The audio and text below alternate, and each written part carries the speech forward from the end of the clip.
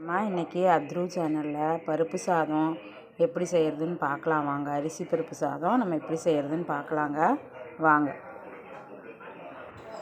ஒரு கிளாஸு புழுங்கல் அரிசி எடுத்துருக்கேங்க.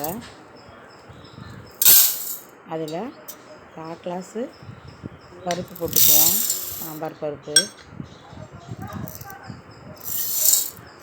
அதை நல்லா கழுவி எடுத்துகிட்டு வந்துடலாங்க.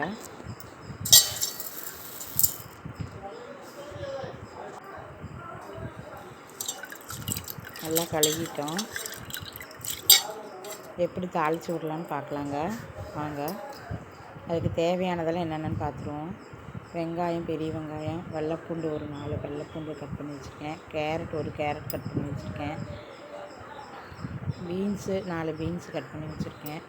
முருங்கைக்காய் ஒரு 2 பீஸ் முருங்கைக்காவை நீளமாக கட் பண்ணியிருக்கேன். தக்காளி கட் பண்ணி வச்சுருக்கேன், ஒரே ஒரு தக்காளி. கருவேப்பிலை கொத்தமல்லி எடுத்து வச்சுருக்கேன் தாளிக்கிறதுக்கு. 2 பச்சை மிளகாய் கட் பண்ணி வச்சுருக்கேன். எப்படி தாளிக்கிறதுன்னு பார்த்துடலாங்க. அடுப்பில் சட்டி வச்சு சின்ன குக்கர் வச்சுருக்கேன். எண்ணெய் ஊற்றி ஜீரகம் போட்டுருவோம். பெரிய ஸ்பூன் 1 ஸ்பூன் ஜீரகம் நிறைய போட்டிருக்கேன், அப்போ தான் நல்லா மணமாக இருக்கும். ஜீரகம் வறுபட்டதும் வெங்காயம் போட்டுருவோம். நம்ம ஜீரகம் நல்லா வறுபட்டுருச்சு.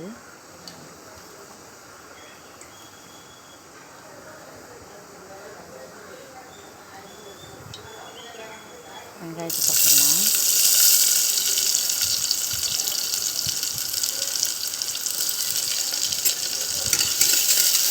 வெங்காயம் நல்லா வணங்கட்டும்.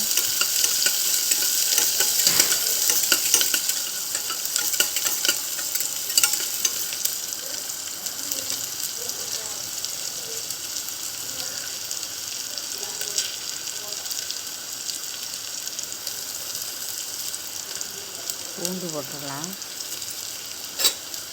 பூண்டும் பச்சை மிளகாயும் போட்டு நல்லா வணக்கலாம்.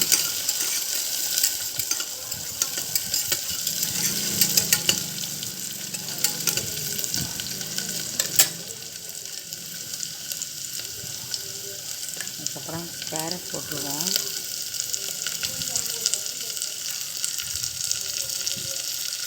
பீன்ஸையும் போட்டுடலாம்.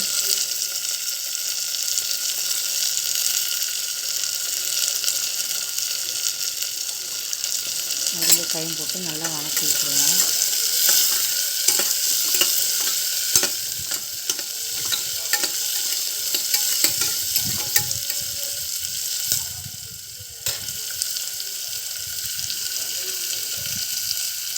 நல்லா வணங்கட்டும். நல்லா வணங்கிடுச்சு.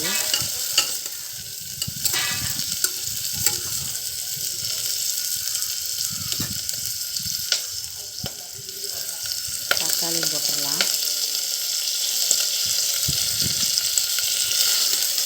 தக்காளி நல்லா வணங்கட்டும்.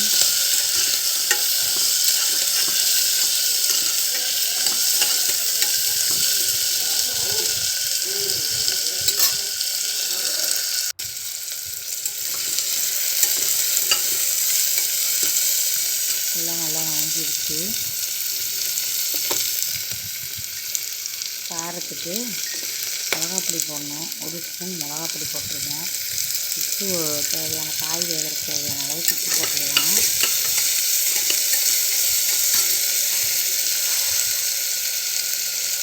கையோட 1 ஸ்பூன் மிளகாப்பொடியும் போட்டுருங்க.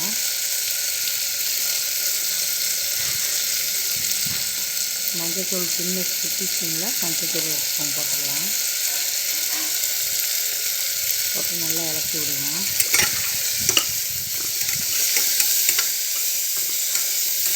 நல்லா வணங்கட்டும். 1 கிளாஸ் அரிசிக்கு 3 கிளாஸ் தண்ணி ஊற்றுறோம். 1.5 கிளாஸ் 1.25 கிளாஸ் போட்டிருக்கோம். 4 கிளாஸ் தண்ணி ஊற்றிருக்கேன்.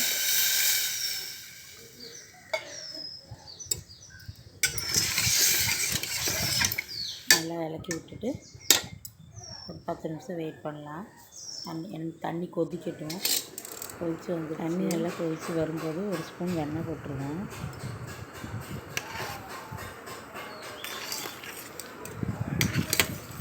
கழுவி வச்ச அரிசியும் பருப்பையும் போட்டுடலாம்.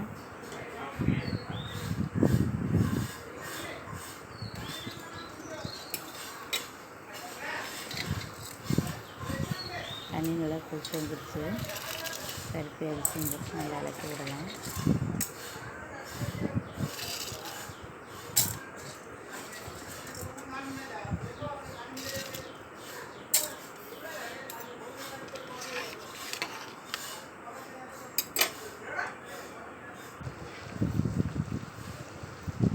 கழுவி வச்ச அரிசியும் பருப்பும் போட்டு கொதிக்கட்டும். நல்லா கொஞ்சம் பெருங்காயத்தூள் போட்டு நல்லா கொதிச்சிருச்சு. நல்லா மணமாக இருக்கும். பெருங்காயத்தூள் ஒரு ஸ்பூன் நல்லா தாராளம். குக்கர் மூடி போட்டு மூடி வச்சிடலாம். மூடி வச்சிடுவோம். அரிசி பருப்பு சாதம் ரெடி ஆயிடுச்சுங்க. பருப்பரி சாதம் ரெடி ஆயிடுச்சு. நான் குழைய விட மாட்டேங்க. வெண்ணெய் போட்டு குழஞ்சா நல்லாயிருக்கும். வீட்டுக்காரர் பிடிக்காது. அதனால் எனக்கு பிடிக்கும். ஆனால் அவங்களுக்கு இப்படி தான் பிடிக்கும். அதனால் நான் அப்படி வச்சுருக்கேன். பருப்பரிசி சாதம் ரெடி ஆயிடுச்சு. வாங்க சாப்பிட்லாம். அதுக்கு வத்தல் வடகமெல்லாம் வச்சுருக்கேன். மோர் மிளகா, சுண்டை வத்தல், தக்காளி வடகம், வாழைத்தண்டு வடகம், தயிர் சாலடு எல்லாம் வச்சுருக்கேங்க. வாங்க சாப்பிட்லாம். சூப்பராக இருக்கும். நல்லா மழை இருக்குது. மழை டைமில் இது சாப்பிடும்போது ரொம்ப சூப்பராக இருக்குங்க. இந்த வீடியோ உங்களுக்கு பிடிச்சிருந்ததுன்னா லைக் பண்ணுங்கள், ஷேர் பண்ணுங்கள், சப்ஸ்கிரைப் பண்ணுங்கள். ஃபஸ்ட் டைம் பார்க்குறவங்களா இருந்தால் மறக்காமல் சப்ஸ்கிரைப் பண்ணி பக்கத்தில் இருக்க ஆளுங்கிற பெல் பட்டன் அமுத்துங்க. தேங்க்யூ.